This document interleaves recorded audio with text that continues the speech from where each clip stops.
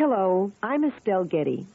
I'd like to welcome you to Louise Hay's study course based on her best-selling book, You Can Heal Your Life. Louise has adapted her wonderful book in order for you to actively participate in the ideas and beliefs she so lovingly shares with all of us. I've used Louise tapes myself and have found that I am now willing to believe that things can be different in my life. I think you'll find that this tape gives you a wonderful opportunity to learn more about yourself and to begin to heal your life. Here, then, is your personal private counseling session with Louise Hay. Hello, I'm Louise Hay, and I'm here to share some ideas with you, to give you some new ideas to stimulate your thinking, to share some new perspectives. Let's know and affirm together that we are open and receptive to new ideas and to new ways of looking at life. I've often thought how beneficial it would be if these subjects could be taught in school from the very first grade. Think how helpful it would have been if, as a child, you were taught how to think and how to use your mind, and how to have self-esteem and self-worth, and how to have loving relationships, and how to be a good parent, and how to manage your finances. Just think how wonderful it would be to have a whole generation of adults who knew these things and manifested these truths. Were you taught any of this as a child? I think not. So let's share some of these ideas now, because it's never too late to learn. This is always the right moment. You see, I believe that life is really very simple. What we give out, we get back. And what we believe about ourselves becomes true for us. Our thinking creates our experiences. There is a law of thinking like everything else, like all of nature. There is a universal energy or law of mind or subconscious mind, whatever you want to call it. But to me it means the power that is within me and around me transforms my thoughts into experiences. You see, I believe that we are all responsible for everything in our lives. Every thought we think and every word we speak is creating our experiences, our future. And it's almost as though every time you think a thought or you speak a word, that universal intelligence or energy is listening or responding to what you are thinking or believing or saying, without judgment or criticism, totally accepting us at our own value. Whatever we choose to believe becomes true for us. You see, when we are little, we learn what to think about ourselves and what to believe about life from the adults around us. And when we grow up, we have a tendency to recreate in our emotional life the emotional environment we had as a child. Now, this is not good or bad or right or wrong. It just means that is what we believe to be true for us. And we also have a tendency to treat ourselves the way our parents treated us. We scold and punish ourselves in the same way. You can almost hear the words if you listen. And we love and praise ourselves in the same way if we were loved and praised as children. We also have a tendency to create relationships in our personal lives that were either the relationships we had with our mothers or with our fathers, or that they had between them. Think about how many times you've had a relationship in your life that was like your parents, either your boss or your lover or your husband or wife. This is not in any way to blame our parents, because we're all victims of victims, and nobody can teach us anything that they don't know. If you were raised in a family where there was great anger, then you are most likely to be an angry person yourself, or you're frightened of anger. If you were raised in a fearful family, then no doubt you look at life through fearful eyes. Besides, you see, I believe that we choose our parents. I think we decide to incarnate upon this planet at particular points in time and space. And we come here because it's like a classroom. We have lessons to learn. You have your lessons, and I have my lessons. And so before we come each time, I believe we choose our sex, we choose our color, we choose our country. And then we look around for the perfect set of parents that will mirror the lessons and patterns we came to work on. We choose these people as the perfect mirror for our work. Then most of us, when we grow up, have a tendency to point our fingers at our parents and say, you did it to me, it's all your fault. But really, if we're all responsible for everything in our lives, then there's no one to blame. All is in perfect, divine right order. And we are all doing our best according to the understanding, awareness, and knowledge that we have. Our point of power is always in the present moment. We create our future by our thoughts and actions of today. And we can know that no person, no place, and no thing has any power over us. We create all our situations and all our circumstances by our thinking, feeling patterns. And then we usually give away our power by blaming others when things do not go the way we want. Is this true for you? We all have things we believe and ideas about ourselves. Now, which one of these two ideas could be true for you? People are out to get me, or everyone is always helpful? If you really believe that people are out to get you, then you're going to have those sorts of circumstances in your life.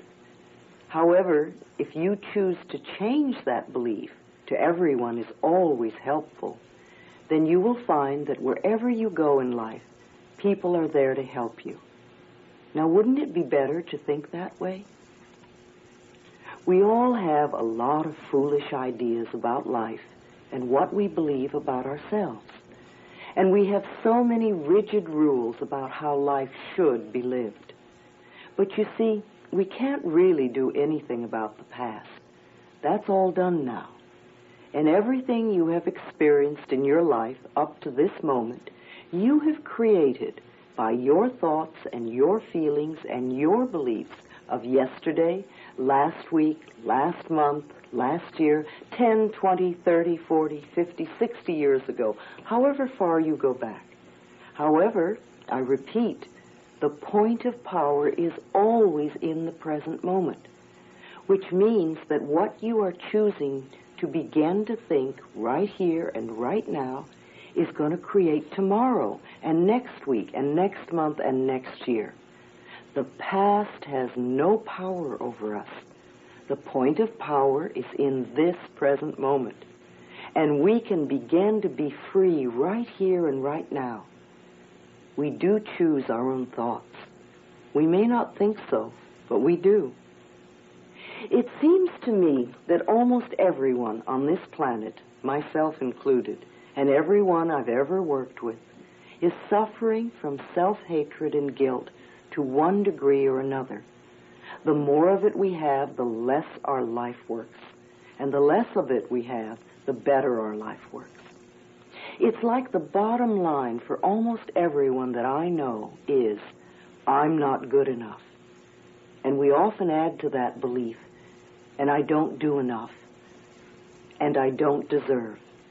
Now, if we have a very strong belief in our subconscious mind, which to me is right here in the gut, that I'm not good enough and I don't deserve, then it's going to be extremely difficult for us to create a life that really works in all categories. Now, you see, no matter what the circumstances, we are only dealing with a thought. I don't believe in giving power to outer effects.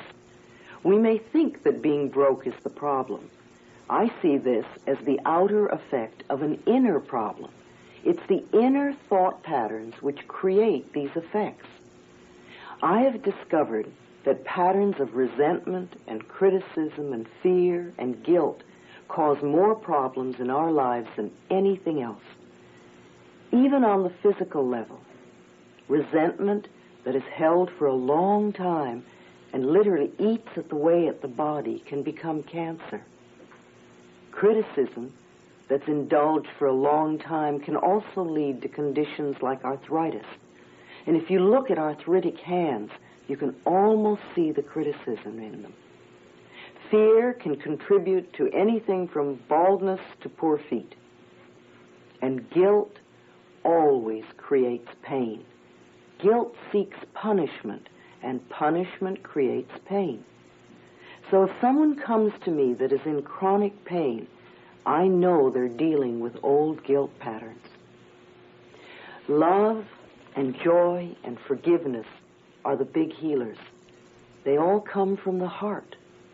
The heart represents love, and the blood in the body is joy.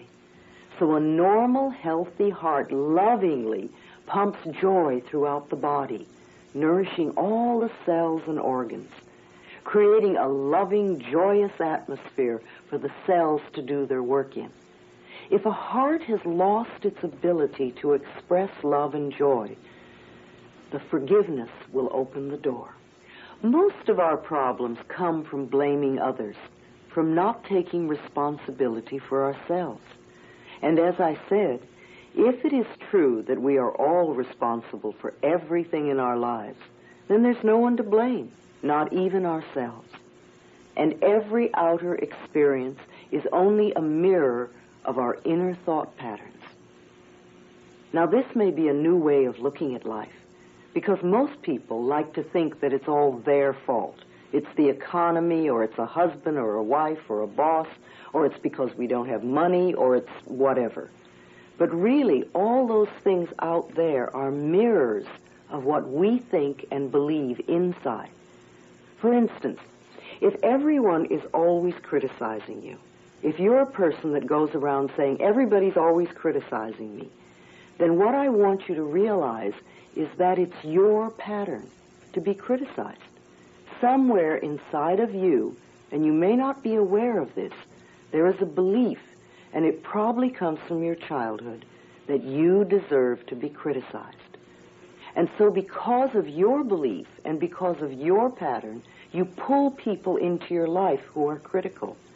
And sometimes you can even attract people who normally are not critical, but because they are with you and the vibrations that you're giving out, you will pull the criticism out of them. The other thing about this is, if people criticize you a lot, it's quite possible that you are very critical. And because what we give out comes back to us, then the criticism you're giving to other people, or perhaps to yourself, is being reflected by the people around you. So one of the first things I like to do with people when there is a problem is to have them begin to say, I am willing to change the pattern in my consciousness that is creating this condition. I'm going to repeat that because it's very important. When you have a problem you wish to change, begin by saying to yourself, I am willing to change the pattern in my consciousness that is creating this condition. This simple sentence begins to get things moving. The universal power, the universal energy, the law of mind, your subconscious mind, is constantly responding to every thought you think and every word you speak. So the moment we make the smallest shift in consciousness, our experience begins to change. It's your pattern, it's my pattern. We all have patterns we're working with. And as I said, most of the patterns we have come from the time we were 3 to 5 years old. These are our beliefs about life, our life scripts. However, we can change our attitudes towards the past and these life scripts. We are never stuck. You know, it's really very foolish to punish ourselves in the now because of some hurt in the past. To be hurt once is one thing, but then to continuously punish ourselves because of it is very sad and very unfulfilling. It's important that we dissolve resentment now because it can cause so many problems in the future. I've often said that to people. Do it before we're under the threat of the surgeon's knife. You see, then we have to deal with panic too. It's much easier to do it now. We have a choice of choosing to be a helpless victim and really believing it's all hopeless. And if we do, the universe will support us in that belief, and then all we do is go down the drain. Can you see how powerful we are? Our thoughts create our experiences. If I want to think that I'm unlovable, then I will be lonely for the rest of my life, because I will prove my beliefs.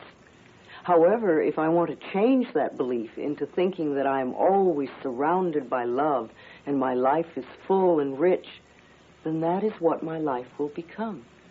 My life will have to become a mirror of my inner experiences.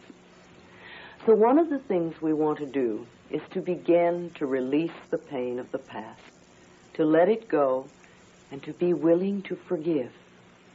Do you know, the Course in Miracles says that all illness comes from a state of non-forgiveness, and that whenever we are ill, we need to look around to see who it is we need to forgive. Now, this does not necessarily mean condoning poor behavior, because I agree there are many people who behave poorly. Forgiving means to release our stuff on it and let ourselves be free and the other person be free. We understand that the people who mistreated us are also in pain, that they are doing the best they can, coming from the knowledge and awareness and understanding that they have at that particular point in time and space. I've learned over the years that there is only one thing to teach, and that is love. I teach people to love themselves in the here and now as they are. Self-approval and self-acceptance in the now are the keys to positive changes, and this means no self-criticism. In order to change our life on the outside, we must change inside. At least be willing to change ourselves. You don't have to know how to do this. Just be willing. We'll work on the how. Remember, and I'm going to say this often, every thought we think and every word we speak is being responded to by the universal energy. So the moment we say we're willing, it's amazing how the universe begins to help us. It brings us what we need. You see, there is a part of you that is ready to make an enormous change, and this is why you have created me in your life. With the use of this tape and the ideas I'm sharing with you, you have the opportunity to go over and over this tape, and each time you do, you're going to find a new idea to work with. And each time you do, you're going to look deeper into yourself, and quite the contrary to what you may have believed in the past, you are going to find incredibly beautiful treasures within you. First of all, we need to figure out what the problem is. Oh, I know. You think you know the problem. You don't care for the weight of your body, or you have an illness, or you can't get your money act together, or you're lonely, or you have a relationship that's not working, or you don't like your job, or you want to do something very different, or many things. But to me, these are all outer effects of an inner thought pattern that is creating them. And if we spend our time just looking at the outer effects and working with those, the moment we fix one, we'll create another one, because the inner belief is still there and saying that we don't deserve on some level. Now, it's safe to look within, and let's do it together. What I'd like you to do now is to pick up your pen and paper or notebook, and on the top of a page, I want you to write, "I should." And then I want you to finish that sentence in at least a half a dozen ways. Turn the tape off now and do that. And when you've finished, come back and we'll continue. Write "I should" on the top of the page, and then finish it at least 6 or 7 times.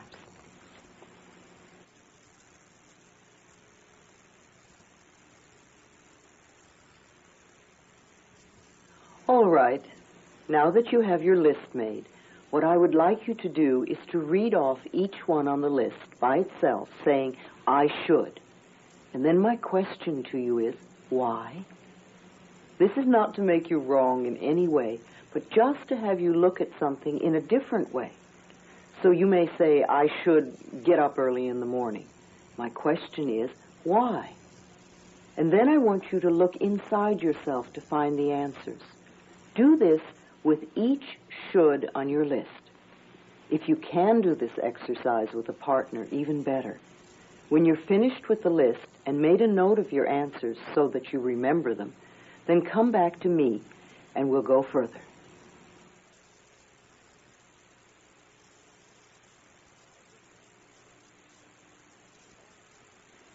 I believe that should is one of the most awful words in the English language, because every time we use the word should, we are in effect saying wrong. Either you were wrong, or you are wrong, or you're going to be wrong. And I don't think we need to be made wrong. I think we need to be right, or at least come from a position of choice, because all of life is choice, and we want to be aware of that. So I would like to take the word should and put it in the wastebasket, or throw it in the fire, or in the trash, or whatever you want to do. Remove it from your vocabulary forever. And replace it with the word could, because could gives us choice.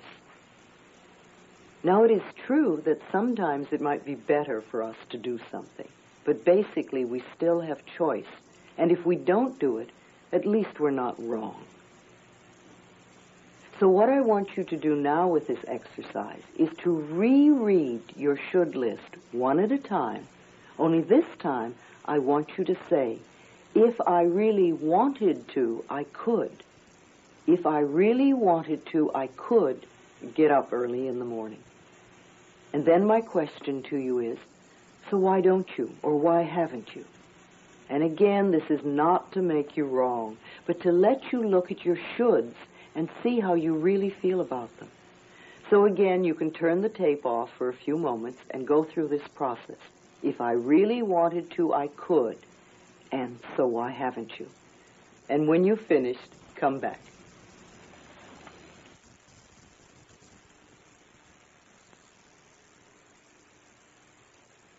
Now tell me, what did you learn? You know, most of us are so strict about our shoulds. There's such rigid rules in our lives. And most of them have to do with things that we either don't want to do, or we don't like to do, or are not us.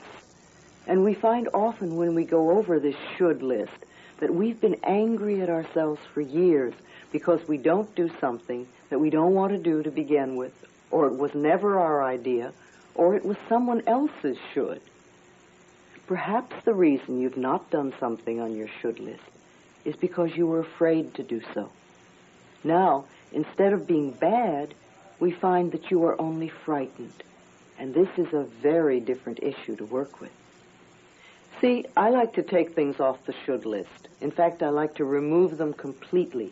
What we can do is have them be choices. We could do them if we really wanted to. And if we're not doing them, then we probably don't want to do them. And we don't have to do them. So let's not try. Let's not berate ourselves. Let's not belittle ourselves for it anymore. This one little tiny exercise can show us so much about ourselves.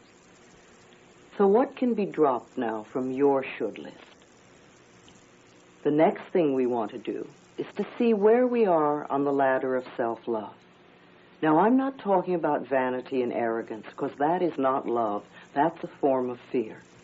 I am talking about respect and acknowledgement for this beautiful being that we are. What we want to look at this point is how we do not love ourselves. And we do this by scolding ourselves, by criticizing ourselves, by creating pain for ourselves, emotional and physical. We don't love ourselves by mistreating our bodies. Sometimes we misuse food or alcohol or drugs. Sometimes we don't love ourselves by believing that we are unlovable, or by procrastinating, or choosing people that mistreat us. And sometimes we don't love ourselves by creating debt and burden. And sometimes, well, we all have so many ways. What are your ways of not loving yourself? Think about that. Make a note of it. You could again turn off the set and make a list of the ways that you do not love yourself.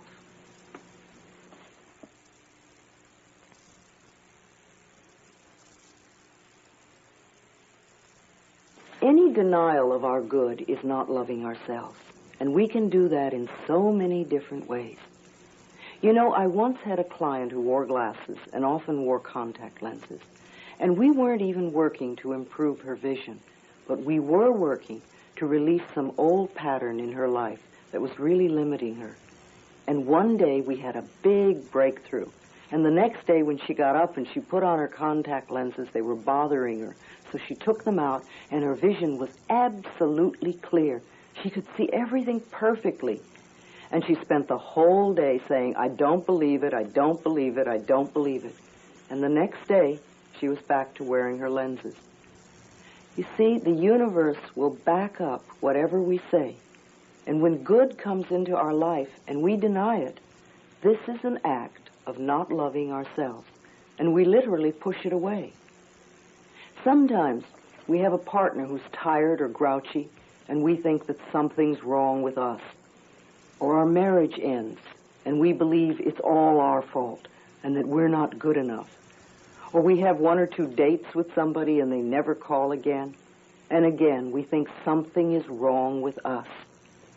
Sometimes we're afraid to ask for a raise, or our bodies may not match the latest fashions, and we think we're not good enough. Or we don't make the sale, or we don't get the part, and we think we're not good enough. Or we may have a fear of intimacy, and so we wind up having no sex or anonymous sex. How do you express your lack of self-esteem? Think about it. It's not that we're wrong or bad people. It's just that we're looking at what we'd like to change. And we all have things about us that could be changed if we want to make our lives work better.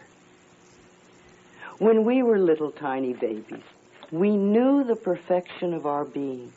We knew how wonderful we were. You look at any tiny baby and you see how wonderful they are. They're full of love and they're full of life, and they ask for what they want and they express their feelings freely. When a little baby is angry, not only do you know it, the entire neighborhood knows it. And yet, 2 minutes later, their smile can light up a room because they express and it's over. And they always live in the now. And they reach out and ask for what they want. They're fabulous little babies.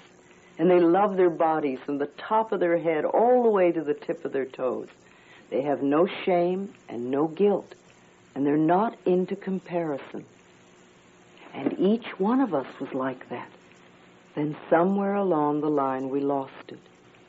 We listened to other frightened or angry people and believed what they told us. Where did you lose your love for yourself? All right, what I'd like you to do now is to pick up your hand mirror, and I want you to look into your own eyes and say, I love and accept you exactly as you are. I want you to do this now. Go ahead. I love and accept you exactly as you are. Just notice your reactions. How do you react to doing this? How do you feel? What's coming up? Is it an easy exercise to do? Do you feel foolish? Does it seem hard to do? Does it make you feel angry? What sort of reactions are you having? I can remember when I used to criticize myself all the time when I looked in the mirror. I remember the endless hours I used to spend plucking my eyebrows to make myself barely acceptable. And I also remember I used to be frightened to look into my own eyes. Are you like that? Is this a difficult exercise? Because to me, this is one of our core issues, how we feel about ourselves. It's not important what's happening out there. It's not the size of our hips or our bank account or the fact that we have a lover or not, but how we feel about ourselves. Loving the self, to me, is the most important thing we can do. And this begins, as I said before, with no criticism. Do you criticize yourself? Oh, I've heard all the answers. Well, of course. I mean, how am I going to change if I don't? Well, if I don't do that, I won't be able to motivate myself. Doesn't everyone? Or I've always criticized myself. Well, we're not talking about everyone. We're talking about you. Everybody has their own answers and their own reasons. Why do you criticize yourself? What's wrong with you? In fact, at this point, I'd like you to stop and give yourself a little time to think and make a list of all the things that you think are wrong with you. And when you finish that, come back and we'll go on. Make a list of all the things you think are wrong with you.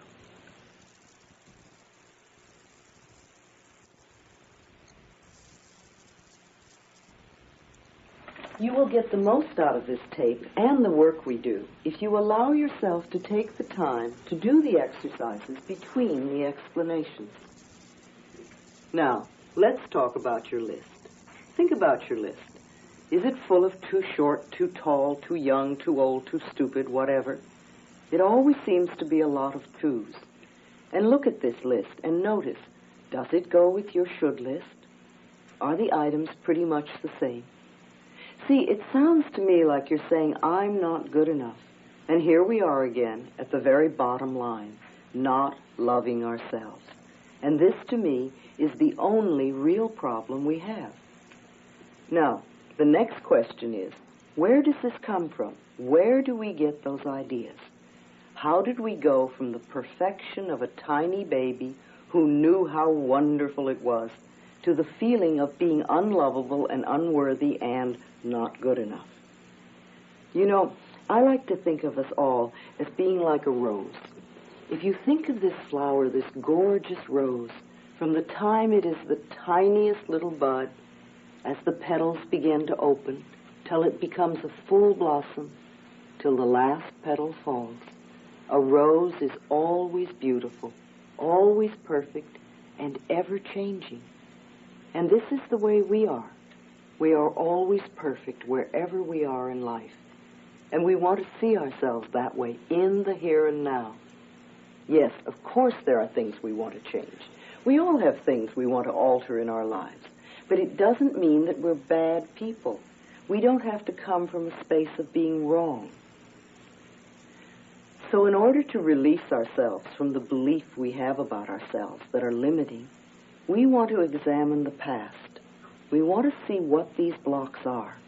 If we don't see them, there's no way we can remove them. So we look and we see what they are. What are the beliefs? What are the concepts? What are the ideas that are limiting us? And then we remove them. To me, it's rather like mental house cleaning. All of us have to clean house periodically. Some of us do it more often than others. But there comes a time when you really must clean the house, or it becomes impossible to live in. And I think it's the same thing with our mental houses. We need to periodically go through and do some house cleaning and toss out the old rubbish or the things that no longer suit us or no longer fit us. And we want to polish up those ideas that are positive and good and that nourish us and use them more often. You know, it really can be almost as easy as scraping bits of food off a plate into the trash after a meal. Now, you wouldn't go into yesterday's garbage to make tonight's meal. But how often do we go into yesterday's mental garbage to create tomorrow's experiences? The next exercise I'd like you to do is make a list of all the things your parents said were wrong with you. All the negative messages you got. Again, turn the tape off and give yourself a bit of time to really let things come up. Things that were said or implied about your body, things that were said about your abilities, things that were said about love and money and your creative talents, and things like that. And of course, I know that your parents also said some wonderful things to you. But what we're really looking for are the negative messages that are probably still sitting in your subconscious mind. At this point, when I do this exercise in a workshop, it's interesting how the energy of the room usually begins to go down and people start to get very depressed. Now, you don't have to do that. You can look at this very objectively and just see what the messages are. Make your list of negative messages that came from your parents, verbal or implied. And do that now, and then come back.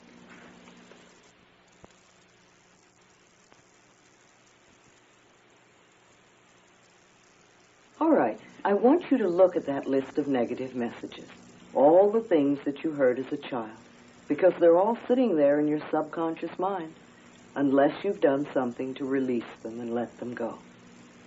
Try to be objective about it. And when you see something that creates a feeling within your body, let yourself say, oh, so that's where this belief came from. And realize that you're finding a treasure. Because if you don't know where this came from, you'd just be operating on automatic for the rest of your life and wondering why things aren't working for you, or wondering why you're always having the same experience.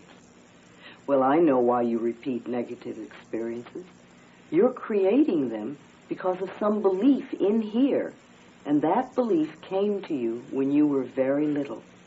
Not only from your parents, but now if you'll dig a little deeper, you'll find that it came from other sources too.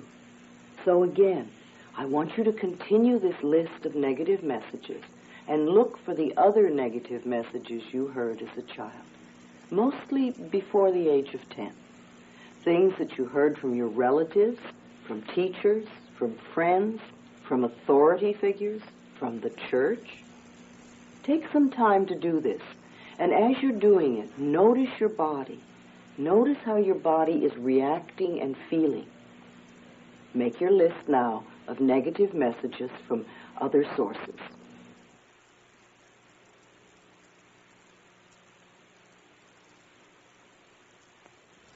You see, these messages that you have written down are the very thoughts that make you feel not good enough. If we had a 3-year-old child here in the middle of the room, and each one of us started to yell at the child and tell it how no good it was and how stupid it was and it shouldn't do this and it should do that and how dare it make a mistake and look at the mess it made, and maybe we hit that child a few times, what are we going to have? We're going to have a little child that cowers in the corner and behaves like a goody-goody. Or we're going to have a child that tears up the room. They will go one of two ways. But there is no way we're ever going to know the potential of this child. However, if we take that same little child and we tell it how wonderful it is and how much we love it and how beautiful it is and that we just love the way it does things and we think it's so creative, and that it's okay for this child to make mistakes while it learns, then the potential that can come out of this child will blow your mind. Now, each one of us is always working with the 3-year-old child within us, and most of us, unfortunately, spend our time yelling at the child, and then we wonder why our lives don't work. Maybe you were mistreated as a child. Maybe you were treated very badly, and that's sad. But if you're mistreating yourself in the here and now, then this is sadder still. So you have quite a list of negative messages now. Let's look at this list. Does this list go with your other list of what's wrong with you, and maybe even with your should list? I have a feeling it does. Our life scripts are based on our early messages, and until we can find those messages, we can't change our lives. But remember, all that is finished. It's over. It's in the past. And if we just go into blame, then we stay victim, and that's no fun. And you get to stay stuck in your problem. Blame keeps the problem. It keeps us stuck in the problem. And understanding lets us rise above it. The past cannot be changed, and the future is shaped by our current thinking. Our freedom in the here and now depends on our understanding our parents, having understanding and compassion for them instead of just blame. We want to know that, like us, they were doing the best they could at that point in time and space, with the understanding and awareness and knowledge that they had. Blame is not taking responsibility for ourselves and our own creative power. You see, they were just as frightened and scared as we are, and they could only teach us what they had been taught. What do you know about your parents' childhood before the age of 10? Think about it for a while. How much do you know? And if you don't know much and your parents are still alive, try to find out. Not in an accusing way, but just ask them, what was it like to be a little child? What was it like when you were 5 years old? And if your parents are gone and you can't find out from then let yourself imagine what it could be like. What kind of a childhood would your parents have had to have them be the sort of people they were when you were little? Understanding creates compassion. You see, you can't free yourself until you free them, and you can't forgive yourself until you forgive them. Now, perhaps you also have brothers or sisters. If they are older, they may have been like gods to you, and you may have taken very seriously the things that they said. Sometimes they may have considered you a nuisance, and you got the idea you weren't good enough. Teachers often say things that shape our lives. I remember when I was in the 5th grade, and the teacher called me up and said, "What do you want to do in life?" And I said, "Oh, I want to be a dancer." And she said to me, "Oh, let's leave that to the shorter girls. Tall girls can't dance." And I thought, oh, dear. And I put away all my dancing aspirations in my pocket and literally didn't take them out till I was well over 40.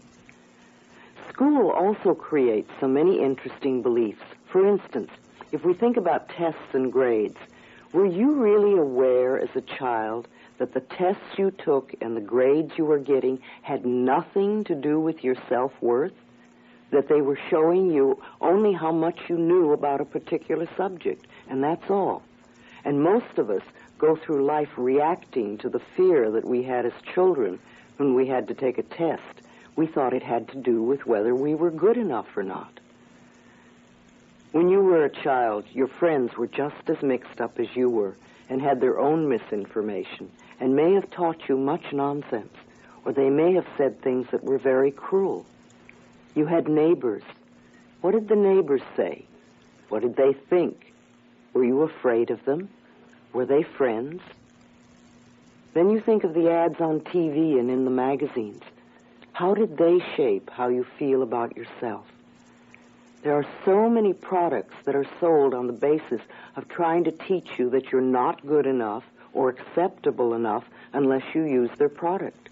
Do you buy into that? Or do you see their game? See, our old messages of limitations come from many places. And it always comes down to, where did we get the messages that we're not good enough?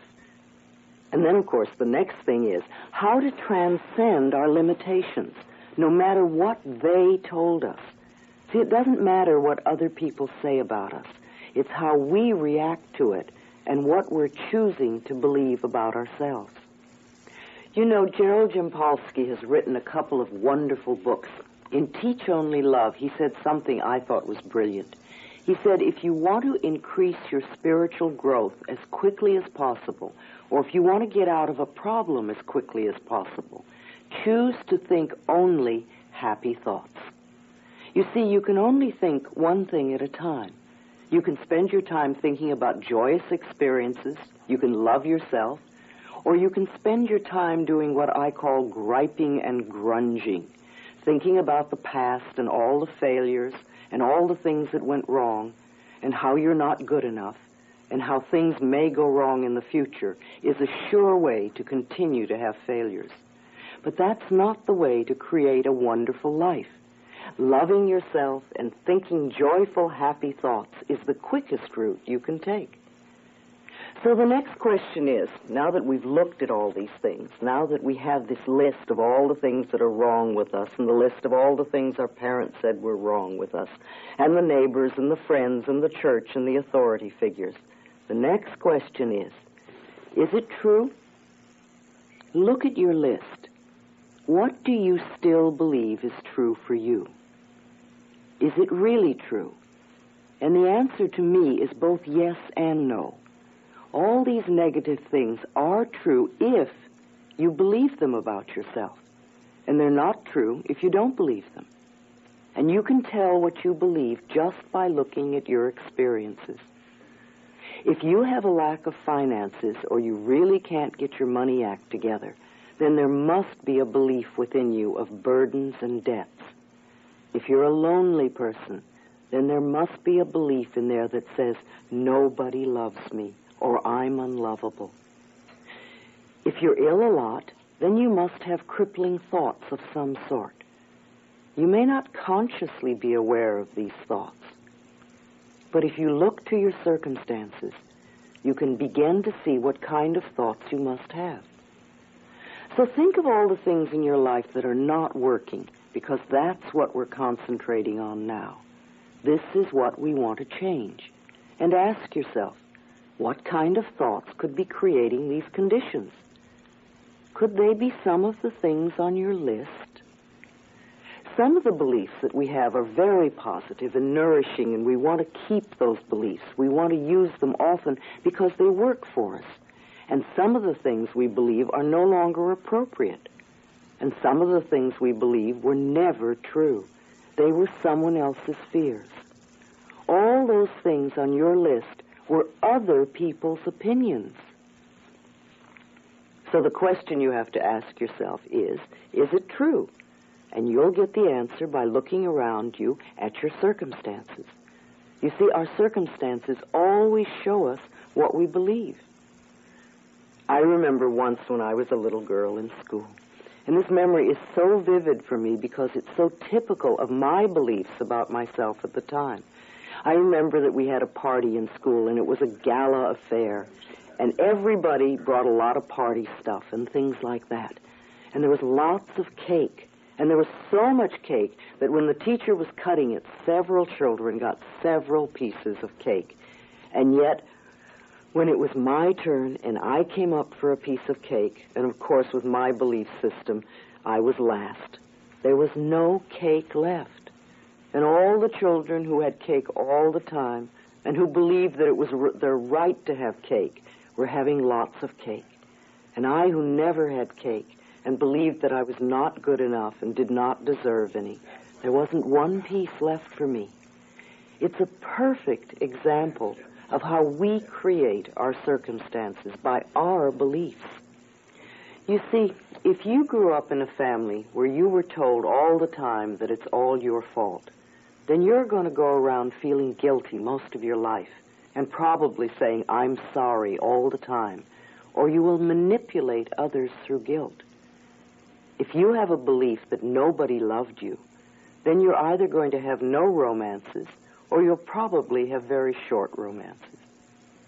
If we go around saying, well, that's the way I am, or that's the way life is, that's expressing a belief, and perhaps it came from other people's opinions. It's not true for us, or it is true for us, depending on how we accept it. Stop accepting their limitations. We always have another way of looking at life. You know, many people get up in the morning, and if it's raining, they look out the window and say, oh, what a lousy day. Well, it isn't a lousy day, it's a wet day. But if we choose to believe it's a lousy day, then that's what we'll have, because we will create it. If we choose to believe it's a wet day, then we'll put on the appropriate clothing and do what we do on rainy days. There is no good or bad, there is no right or wrong, except that we make it so. And you know, every culture on this planet has different rules about those things. It's what we believe that makes things right or wrong or good or bad. And again, it's the old thing, what we give out, we get back, and usually in double. We want to begin to shift our beliefs today, to be willing to allow the changes to happen. The point of power is always in the present moment. And all these old things, these lacks, these limitations, these beliefs, can return to the nothingness from whence they came. They came out of nothing, and they can go back to it. You are the power. No person, no place, no thing has any power over you. I can give you lots of good advice and lots of wonderful new ideas, But if you choose not to accept them, then you're in control, for you have the power. You are the only person that thinks in your mind, and you create your experiences. And just for this moment, I want you to catch the thought you're thinking right now and ask yourself, is it negative, or is it positive, or is it neutral? Do you want this thought to create your future? Now, because we think so quickly, and the thoughts just go whizzing through our minds, it's not always so easy to begin changing our thoughts. You can start by editing your speech. Begin to listen to what you say, and don't say anything that you don't want to become true for you. There are literally billions of thoughts that you can think, and infinite numbers of things that you can say. Make these be nourishing thoughts. Pick thoughts that create nourishing experiences for you. Don't waste time thinking thoughts that create problems for you and then try to fix the problem. That, to me, is foolish and a waste of time. One of my very early teachers used to say often, there is not something to do, there is something to know. Because truly, when we change our thinking, we change our experiences. All right, so what do we do now? Well, I think we can decide to change.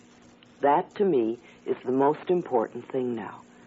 Oh, we can throw up our hands in horror and give up, or get angry, or feel that it's all helpless and hopeless. But these are old and useless ways of handling things. If we think, oh, it's hopeless, so why try, because at least I can handle the pain, and I know what that is, well, that's just getting stuck and staying in the same old place. And you certainly have the choice of doing that, but you don't have to. And getting angry about circumstances, well, to me, that's like sitting in a corner with a dunce hat on. You know, something happens and we get angry, and something else happens and we get angry, and we don't do anything about it. Do you know that people who commit suicide do so because they won't change their minds? They believe that life is only one way, and they don't want to look in another way or see another viewpoint. They refuse to believe there are other possibilities, and so they leave the planet instead. Getting angry or upset continuously because things aren't working, again, is sort of foolish and a wasted energy. What is really better is for you to ask yourself, how am I creating so many situations to be angry or upset at? And then sit down and really give yourself a chance to think about that.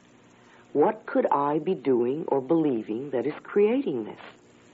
And again, this is not to make you wrong, but just to let you look at what could be happening. When we start this work, I like to think of it very much like the end of a Thanksgiving dinner. You know, you've had all this wonderful Thanksgiving dinner, and everybody's eaten much too much.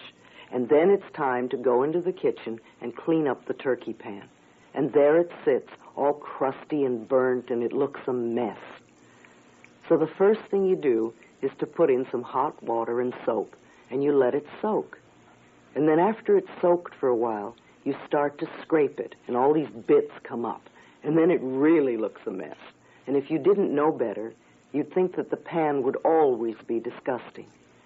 However, if you keep going, after a little while, you're going to have a nice, clean turkey pan. Our consciousness is very much like that. When we begin to do this work, we go in and we start to clean our mental turkey pan. And sometimes things get worse before they get better. We want to know that it's okay if that happens, and to just flow with it. I think mirror work is very important, and the more we can do it, the more we can reflect to ourselves where we are and what we need to do. So keep looking in the mirror and saying to yourself, I am willing to change, and I am willing to release the resistance. I am willing to change, and I am willing to release the resistance. Now, all of us have to deal with what I call resistance to change, and we all have resistance, because on some level, We want everything and everyone out there to change, but we don't want to have to change ourselves. And yet, changing ourselves is the very thing we must do in order to change our lives. So awareness is our next step. We must become aware of what it is that we believe. Otherwise, we don't know what to change. Our first reaction to a new awareness about ourselves is often resistance. And that's all right, because any reaction is good. It means the change is already in process. Let yourself notice how you react so that you are aware of what's going on. Our lessons are not necessarily easy. If they were easy, they wouldn't be lessons. It takes time and effort to learn what we need to learn. So don't demand instant change. Let yourself do it step by step. It will get easier as you go along. Too often we get impatient and we want to do things right now. Impatience is only resistance to learning. It means you want the goal without going through the process. You know, we can sit here and say, I want to be in the other room. And we can even demand and insist that we are in the other room right now. But we don't want to make the effort of getting up and going one step at a time in order to get to the other room. And we can sit here for days and keep yelling and insisting we want to be in the next room. And nothing will happen except that we get frustrated. However, if we make the effort and take the steps, no matter how small, one by one, before you know it, we will be there. Keep noticing what is going on in your body and what form your resistance may be taking. It's fascinating to watch how the mind works and learns. And the thing we resist the most is often that which we most need to learn. If you keep saying, I can't or I won't, you're probably referring to a lesson that is important to you. Think for a moment. What do you think you came to this planet for? What is your lesson? What did you come to learn? And what did you come to teach? I do not believe you came here to be miserable or to be unfulfilled.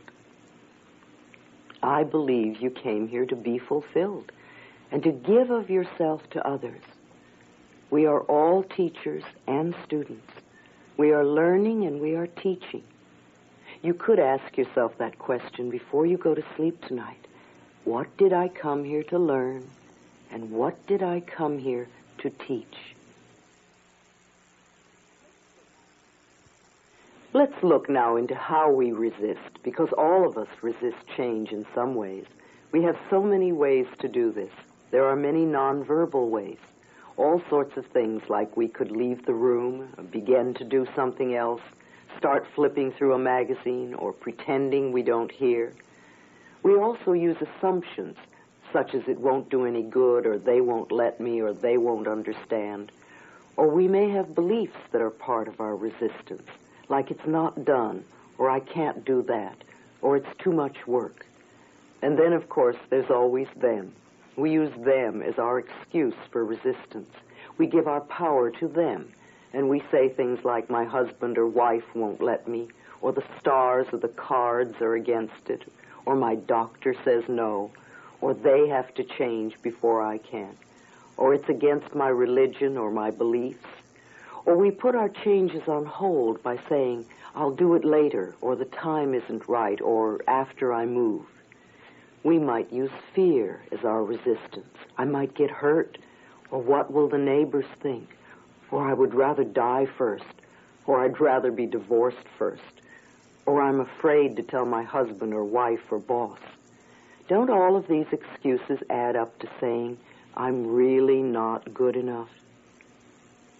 Many of you may be taking notes to give to your friends. You know exactly how to change them. Leave your friends alone. When we first begin to get some insights on how our minds work and how we can change, we want to run around giving our friends advice on what they can do to change their lives. We say, do you know what's wrong with you? And this never works. They will not listen to you unless you change your life first. The only way we can teach is by example. When we have made our own changes, then our friends and our families will come to us and say, "You're so different. What have you done?" And then they'll be glad to listen and maybe even try what you have done. When I first began teaching, I was not really practicing these principles, and my students didn't make too many changes in their lives. And it wasn't until I began to practice and to live that which I was teaching that I really began to help other people. So hold down your enthusiasm and don't run around trying to heal all your friends. Do your own mental work and heal yourself. This will do more good for those around you than anything else. Besides, we can't learn other people's lessons for them. They must do the work themselves, and they won't do it until they are ready. The student must come to the teacher, or it won't work. Now and then someone will ask me to go and call or see their friend who needs help, and it doesn't work that way. The person must ask for help themselves, or they're not ready to change. Once in a while, someone would get a lesson with Louise as a present, and I stopped accepting those people as clients, for it was a waste of time. Either they would not show up, or be late, or get nothing out of the session. When the student is ready, the teacher always appears. We all want our families to accept us just as we are. Well, remember, what we give out, we get back. So if you want love and acceptance from your family, then this is what you must give to your family. When you are willing to accept them exactly as they are, then they will begin to accept you exactly as you are. We must be willing to practice what we want to have. The golden rule is ancient. It was never created to make us into goody-goody people. It was showing us a principle of truth. Give unto others as you would have them give unto you. Let's use the mirror to check our resistance level. Look into your eyes and say, "I am willing to change. I am willing to change." Are you hesitating? Do you feel that it's not true? What is the belief that's in the way? Remember, it's only a thought, and a thought can be changed. Don't let this thought stop you from becoming free. We are looking for the real problem, not just the outer effect or issue. We create habits and problems to fulfill a need within us. When we can find a positive way to fulfill that need, we can release the problem. Willpower and discipline don't work to make permanent changes. See, if you're overweight and you diet, you can have all the willpower and discipline in the world. You can be really strong, and for months you may not eat one mouthful of food that you shouldn't eat. And the moment you drop your willpower and discipline, bloop, there's the weight again. It's because you haven't dealt with the real issue. You've only worked on the outer effect. The real issue with weight is usually fear, which creates fat for protection. And you can fight fat all your life and never get to the real issue. And you would probably die believing you were not good enough because you couldn't lose weight. Your need to feel safe could be fulfilled in a more positive way. Then the weight would leave by itself. So let's look a little deeper. If you're having problems with the last affirmation, "I'm willing to change," then do this one. I'm willing to release the need for this problem or resistance. Let go of the need you have. Now, procrastination is another form of resistance, of saying you're not good enough. If you procrastinate, then you will not allow yourself to have what it is you say you want. Resenting another person having good in their life is another form of resistance to your own good. You will be giving out resistance to good, and that is what you will create in your own life. There is plenty for everyone. No matter how much air you breathe, there's still an abundance for every person on the planet to have as much as they can use. Many of us were raised to be victims, to feel that they are doing it to us. The problem with being a victim is stuck in their problem. And we no longer choose to be stuck. We are learning there is something we can do to free ourselves. If we say, I am willing to release the pattern in my consciousness that is creating this condition, then immediately we step out of the victim class and we begin to take our own power back. We realize that we can dissolve the problem that we helped create. See, when we scold ourselves, when we berate ourselves or make ourselves wrong, we are mistreating that 3-year-old child within us. How can we be happy and free when the child within us is miserable and frightened? If you had a frightened child before you, you would probably comfort the child so that it could feel safe and happy. Be gentle and kind and comforting with your inner child as you uncover and release the old negative messages within you. This is a wonderful adventure you're on, and you will never go through this particular process again. See today as a very exciting time of your life. Once you work through these issues, they will be gone and your life will be different. As you choose to work with your other issues, it'll be much easier.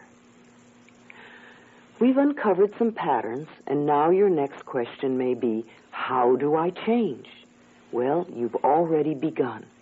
There are changes taking place within you that you're not even aware of. And from now on, all your changes are for the better, even if it does not seem to be so. Sometimes things seem to be worse at first. Remember our turkey pan. You may need to scrape up some gook from the bottom of your pan as you do your own mental cleansing process. You may be working on getting a new job, and you may be fired. See this as the first step in moving you to your new position. You may be working on prosperity, and you lose your wallet. Don't panic and give up. This could be part of the positive change that's taking place. You may be working on relationships, and you have a fight. Or you're working on health and you develop a cold. These are all temporary experiences that are part of releasing the junk of the past. Try to understand that the movement that is taking place in your life is what I call divine right action, and that it's working for your highest good. Things will definitely be shifting inside of you. So include an affirmation that says, all my changes are comfortable and easy and fun. All is well in my life is an affirmation I used over and over again as I worked through my own cleansing process. What is it you want to change in your life? What sort of problem or issue do you have that you want to release? Think about this for a moment. You could discuss this with a partner, or you could use your mirror as a partner. Either way, say this with me. I realize that I have created this problem, and now I am willing to release the pattern in my consciousness that is keeping this condition. Let's say it once more. I realize that I have created this problem, and I am now willing to release the pattern in my consciousness that is creating this condition. How does it feel? Are you really ready to step out of the bondage of the past? Or is there still resistance and hesitation? Don't wait until you figure out how to do this. Just have the willingness to let go. All you need to do is change your thoughts, and that universal intelligence, your subconscious mind, will figure out the hows. Your willingness to release will start the ball rolling, and things will begin to shift. Whatever the shift is, see it as positive. Your thoughts do not control you. You control your thoughts. You are much more than your mind. Your mind is a tool you use, and the way you've been using it is a habit, and you can change the habit. It may feel strange at first, but with practice, it will become easier. Just for a moment, I want you to clasp your hands together. Now, there's no right or wrong way to do this. Just notice which thumb is on top. Now, unclasp your hands and clasp them together with the other thumb on top. And notice how that feels. It might feel different. It might feel strange. It might even feel wrong. Just notice your feelings. This is how you feel when you do something differently, the beginning of your change process. Now, clasp your hands back the first way, and the second way, and the first way, and the second way, and the first way, and the second way. Now, how does that feel? Feels a little more comfortable, a little more okay. And as you continue to do it, it may even feel normal and natural. It's really just that easy to change a habit, a bit of practice. Let's practice our option of choice. Let's choose to believe that it is easy to change a thought or a pattern. What we choose to believe becomes true for us. If you want to believe that change is hard or difficult, then it will be so for you. But that was the old victim stance, and we're moving away from that belief. As you learn to control your mind, you become powerful. In all of life, the only thing we have control over is our current thought. The past is over and done and cannot be changed, except for the way we choose to look at it. The future is being created right now by the thoughts we are choosing to think. Let's choose thoughts that make our future fun and joyful and loving and prosperous and healthy. If you have a small child that's been used to staying up to midnight, and you now decide that 8 o'clock would be a more appropriate bedtime, guess what will happen the first night you put the new time into action? The child will probably kick and scream and carry on. It may even have a tantrum. And if you give in, then the child will find it very difficult to ever accept the new rules. But if you're gentle and firm and insist that this is the new bedtime and allow the child to carry on for a while before it goes to sleep, the next day the resistance will be less. And after a few days of lessening resistance, the child will accept going to bed at the new time. It's the same with our new thoughts and developing new habits. Gentle, firm insistence, consistency in what we choose to think will make the changes quickly and easily. Let's do a physical releasing now. So many times we get so tense and tight and all mixed up about the things we're trying to do, and we think we have to work hard for things. That's not really true. We can practice letting go in a relaxed and peaceful way. So close your eyes for a few moments. And I want you to let your whole body relax. Let your scalp relax, your forehead, all the muscles in back of your eyes. Let your whole face relax. Let your shoulders relax. Have you noticed a difference in your body since we began to relax? If your body has been tense, then it means that your mind has been tense also. Let the rest of your body relax and be very comfortable. Let's affirm together in a peaceful way. I am willing to let go. I release. I relax. I release fear. I release anger. I release guilt. I release sadness. I release limitations. I release my parents' limitations. I am willing to forgive. I am at peace. I am safe. I am me. It is safe to be me. I let go, and I am at peace. And then open your eyes. It only takes a moment or two to do this releasing. Do it often, until relaxing your body and your mind becomes a new habit. Changing doesn't have to be a struggle. We can relax and make it easy. I'm not telling you to hold in your feelings or pretend you're not upset if you are. Sometimes when we get upset, we need to have a physical release. We don't want to swallow our anger down and have it settle in the body so that it becomes pockets of resentment.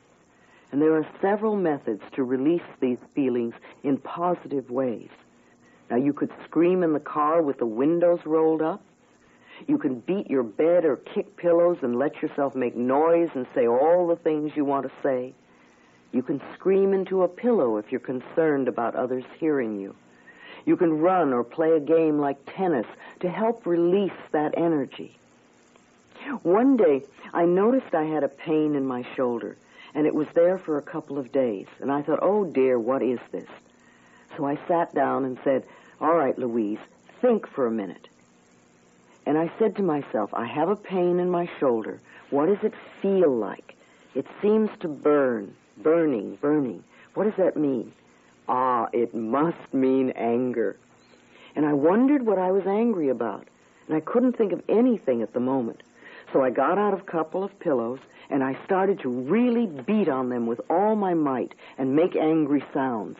And by the time I'd hit the pillows about 10 times, I knew exactly what I was angry about. It came right to the surface. So I let it come out, and then I released it and let it go. And of course, by the next day, my shoulder was fine. I believe we could all beat the bed or kick pillows at least once a week, just to release those physical tensions we all build up in our bodies. If we don't release, then the past holds us back. I do not choose to live in the past, nor be held back by the past any longer. I choose to live in the now and to build a wonderful new future. I've had many people tell me, well, because of such and such, I can no longer enjoy life. I didn't get invited to the prom or the party, so now I'm going to be miserable for the rest of my life. Or I didn't get the part, or I didn't make the sale, so I'm no good. Or because I'm no longer married, I can't enjoy life ever again. What foolish limitations we create for ourselves. Don't let these beliefs from the past hurt you in the now. Release that emotional attachment. If we live fully in this moment, we cannot be hurt by the past, no matter what it was. If I asked you what you wore in the 3rd grade, you may or may not remember. If you remember, you probably wouldn't have much emotional attachment to it. You would just remember, and that would be it. And that's how we want to be with all our past experiences. Just recognize them and let them go. Please, make a list of all the things you are willing to let go of. As you write the list, notice your reactions. And when you finish this list of all the things you're willing to let go of, come back to me.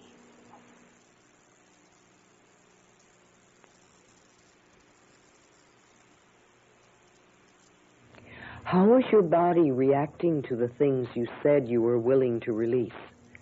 What will you have to change? What will you have to choose to believe in order to let these old limitations go? Are you willing? How willing? Notice if there is any resistance in your body. Awareness is a key to change. Forgiveness is a major area to work on. Forgiveness opens the doorway to our love and joy. Forgiveness of ourselves and forgiveness of them. The Course in Miracles stresses that forgiveness is the answer to every problem. If we are stuck in any area, we need to forgive. If we have regret or sadness or fear or guilt or blame or anger or resentment or a desire for revenge, all these come from unforgiveness. I repeat again, love is the answer to every problem, and the doorway to love, the pathway, is through forgiveness. There's a wonderful old Emmett Fox exercise for releasing and dissolving resentment that I would like to do with you now. Just close your eyes for a few moments. Allow yourself to visualize or imagine in front of you a small stage. And on that stage, place the person you resent the most, whoever comes to mind. It could be past or present, living or dead. Allow yourself to see this person clearly. And when you do, see good things happening to this person, things that would be meaningful to them, and see them smiling and happy. And be aware that you have just dissolved a large chunk of resentment from within yourself. Now, I like to add one step to his exercise. Take that person off the stage and put yourself there and see good things happening to you. See yourself smiling and happy. And be aware that the abundance of the universe is available to all of us. You could do this exercise daily for a while, and then do it at least once a week. It is a lifetime exercise, for there is always more clearing and releasing for us to do. Open your eyes. There are many ways to approach forgiveness. In this exercise, I'd like you to use a mirror or work with a partner. And I want you to say, the person I need to forgive is, and I forgive you for. The person I need to forgive is, and I forgive you for. And then work with whoever comes to mind. And as you do this exercise for 5 or 10 minutes, the same person may come up over and over again, or it may be a different person each time. If you can, keep doing the exercise until you've gone through everyone you can think of. If you're working with a partner, have them say to you each time, "Thank you, and I set you free. Thank you, and I set you free." Search in your heart for injustices that you still carry, and forgive and let them go.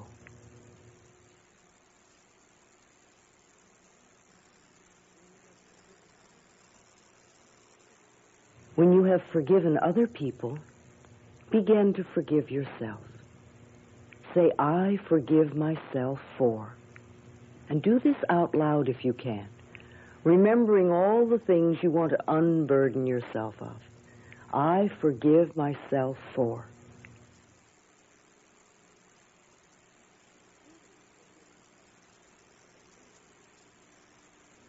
Do these forgiveness exercises at least once a week, using a mirror if you don't have a partner. It gets the rubbish out. It's like emptying the trash. You get to feel so much better when it's over. Some people and events will be easy to let go of, and some will be like chipping away at a piece of granite and will take time. It doesn't matter.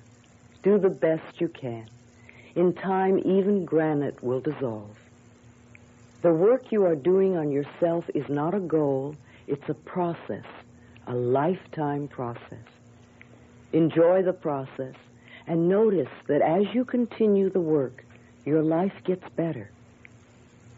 Let's see what we can do to release some of the stuff we all carry about our parents. We're going to play a little music and do a special visualization. Get comfortable, close your eyes, and really relax.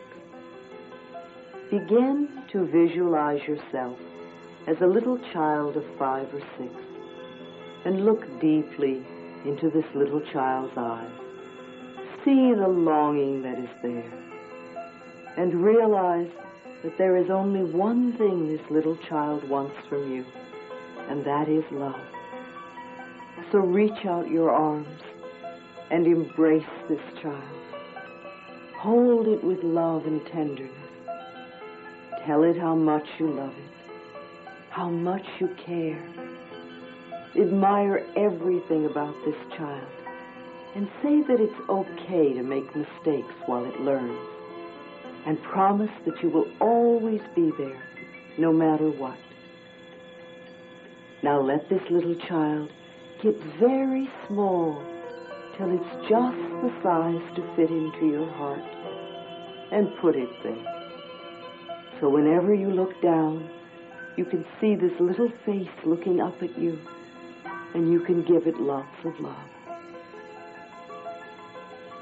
Now visualize your mother as a little girl of 4 or 5, frightened and looking for love and not knowing where to find it. Reach out your arms and hold this little girl and tell her how much you love her, how much you care. Let her know she can rely on you to always be there, no matter what. And when she quiets down and begins to feel safe, let her get very small till she's just the size to fit into your heart, and put her there with your own little child, and let them give each other lots of love. Now imagine your father as a little boy of 3 or 4, frightened, crying, and looking for love. See the tears rolling down his little face as he doesn't know where to turn. You have become good at comforting frightened little children, so reach out your arms and hold his trembling little body. Comfort him, croon to him. Let him feel how much you love him. Let him feel that you will always be there for him. And when his tears are dry, and you feel the love and the peace in his little body, let him get very small, just the size to fit into your heart, and put him there, so those 3 little children can give each other lots of love, and you can love them all. There is so much love in your heart that you could heal the entire planet. Just for now, let's use this love to heal you. Feel a warmth beginning to glow in your heart center, a softness, a gentleness, and let this feeling begin to change the way you think and feel about yourself. You are loved. You are worth loving. Know that. And when it feels comfortable, come back to the room.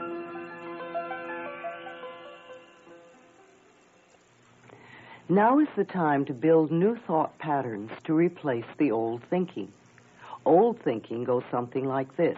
I don't want to be old. I don't want to be fat. I don't want this job. I don't want this lover. I don't want this house.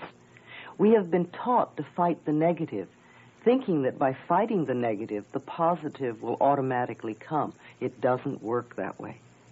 How often have you lamented something? Did it get you what you really wanted?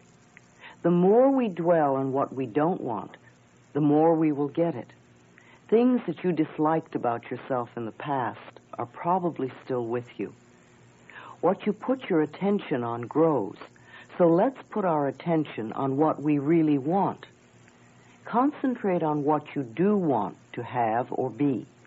Turn all your thoughts into positive affirmations. Learn to think this way. Take I don't want and turn it into I am or I have. I hate my job gets you nowhere except stuck in that job. I now accept a wonderful new job will begin to open channels in your consciousness and in the universe to bring a new and better position your way. Bless what you have with love and release it. Then affirm what you want in positive ways. Don't put your affirmation in the future. Work in present tense. Instead of saying, I'm going to have or I want to have, say I have or I am. Always be in the now. I am eternally young. I have a slender body. I now accept a new job. I have a wonderful relationship. I see myself moving into a beautiful new home. These affirmations give your subconscious mind something to work on in the now.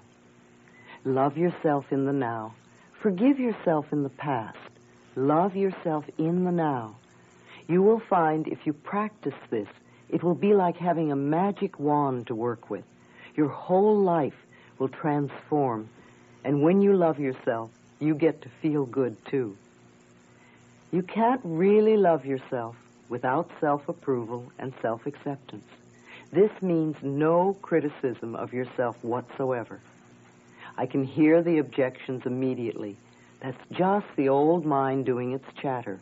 Go beyond it. Say to your mind, thank you for sharing. Now, pick up the mirror again, and looking into your eyes, say to yourself, I love and approve of myself exactly as I am. I love and approve of myself exactly as I am. Is it a little easier to say it now that we've done the other exercises, or is it still difficult? This is the main issue to concentrate on. If it's easier to say now, keep going. It'll become a real pleasure, and your life will improve all the time. If it's still difficult to admit love for yourself, then practice. Remember the thumbs. Looking into the mirror 3 or 4 times a day and just saying, I love you, I really, really love you, will work miracles in your life. I remember when my own denial of my good was so strong that I used to loathe looking at myself. Sometimes I used to be so angry I would even slap my own face. And now I look back at those times and see how foolish that was, and I forgive myself. But in those days, my belief in my own lack and limitations was stronger than anything anyone could say to the contrary. My early childhood gave me many opportunities to create self-loathing.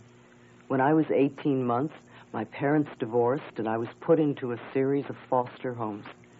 And when I was 5, I was raped by a neighbor. And then my mother remarried and my stepfather both battered and abused me. And these were also the Depression days, and there was no money. And by the time I left home at 15, I had a really poor self-image of myself and many heavy negative beliefs to overcome. And it all took time to change. If someone would say to me, I love you, my first reaction would be, why? What could you possibly see in me? Or my other thought would be, if they only knew, they wouldn't love me. And it took quite some time and much work for me to develop a peaceful, loving relationship with myself. And I'm still improving it. This is a lifetime process. We begin by getting the boulders out of the way, and then we progress to the smaller issues. Begin to look for small things you can approve of in yourself. That's what I did. In the beginning, when I found it difficult to see anything good about myself that I could approve of, I started with my fingernails and my ears, and then I went to some of my internal organs. It's pretty hard to be angry at your liver. Begin to find things that you can approve of. Begin to love yourself or like yourself, even for just a few seconds. The smallest beginning will help. 1 second of self-approval will make a shift in consciousness that you can build on. We don't have to do it all at once. If every day you could love yourself for 1 minute more, it wouldn't take too long to make an enormous change in your life. This work accelerates, and it goes faster and gets easier all the time. Good health, love, prosperity, creative self-expression all begin with loving the self. As we learn to love and approve of ourselves continuously, our changes get easier and we really make progress. Instead of, I'm a bad person and so I have to change, let's say I love myself and these are the things I want to change. We are always changing, and we're either changing negatively or positively. If our thoughts are negative and demeaning, then our changes are negative. If our thoughts are positive and loving, then our changes are positive too. I cannot tell you exactly what your future will be like, but I know that if you choose to be negative and resentful and fearful and guilty, you are going to have an uncomfortable life before you, and perhaps illness too. If you are loving and approving and joyous and accepting of others and trusting in the process of life, then you are going to have a wonderful life. It will be joyful and pleasant for you. You have a choice of which way to go. Here's an exercise I've given to many people, and it works wonders, almost like a miracle. If you will do this exercise consistently, it will also work miracles in your life. For at least a month, I want you to say to yourself, silently or aloud, I approve of myself. I approve of myself. I approve of myself. Do it at least 500 times a day. You may say, oh, but that's so much. And yet I know when you are worrying, you can repeat a worry thought more than 500 times a day. Keep saying it over and over and over again. I approve of myself. If negative thoughts come up, just say, thank you for sharing, I let you go. And repeat, I approve of myself. Let any resistance pass through. Remember, resistance has no power over you if you don't give it power. Keep repeating, I approve of myself, no matter what is happening. And if you can keep repeating it, even if something unpleasant is happening, then you have really grown. Your love for yourself is the most important thing in your life. The more you love yourself, the more you will be creating wonderful experiences for yourself. Now, as we draw to a close on this tape, I would like you to remember, what you give out, you get back. What you believe about yourself and about life becomes true for you. We create our experiences by our thoughts and beliefs. Love is the great healer. The doorway to love is through forgiveness, and you can leave the past behind and become free. Allow yourself to claim the new. That which you desire, visualize it. Imagine having or doing or being it. Fill in the details. Feel it. Taste it. Touch it. Hear it. See it. See other people reacting to you. And make it okay, whatever their reactions are. Read everything you can find. Explore many teachers. Investigate all that you can. You know, this tape is only one step on your pathway. Use it often, and you will get new ideas every time you do. Practice, and you will demonstrate ever-increasing good. Remember, a little child who gave up at the first fall would never learn to walk. Try it all, and then use what works for you. Trust life to be on your side and to provide everything you need. Life can be fun, even the learning process. Make it so. Let the old things dissolve. Notice the little miracles in your life. Love who and what you are and where you are. It's only a transition point. Laugh at yourself and at life, and nothing can touch you. I thank you for sharing time with me, and join me in knowing. In the infinity of life where we all are, all is perfect, whole, and complete. Each one of us, myself included, experiences the richness and fullness of life in ways that are meaningful to us. I now look at the past with love and choose to learn from my old experiences. There is no right or wrong, nor good or bad. The past is over and done. There is only the experience of the moment. I love myself for bringing myself through this past into this present moment. I share what and who I am, for I know that we are one in spirit. Everything I need to know is revealed to me. Everything I need comes to me. All is well in my world. And so it is.